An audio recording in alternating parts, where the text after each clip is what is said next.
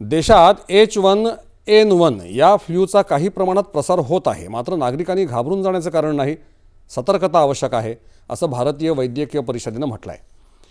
IMAनं या रुग्णसंख्येत हंगामी वाढ होत असल्याच्या पार्श्वभूमीवर नागरिकांना सतर्क राहण्याचं आवाहन केलं आहे.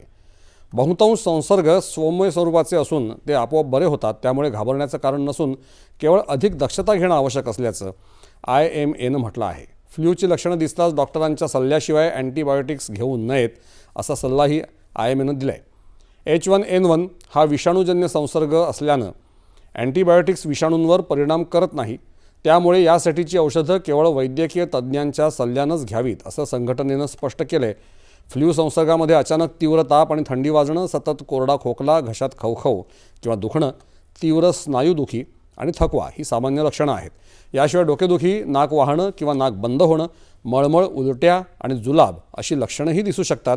संसर्गाचा प्रसार रोखण्यासाठी साबण आणि पाण्यानं किमान 20 सेकंद वारंवार हात धुवावेत किंवा अल्कोहोलयुक्त हँड सॅनिटायझरचा वापर करावा अशी सूचना देखील परिषदेनं केली आहे. गर्दीच्या आणि बंदिस्त ठिकाणी योग्य पद्धतीनं बसणारा मास्क वापरण्याचाही सल्ला देण्यात आला आहे.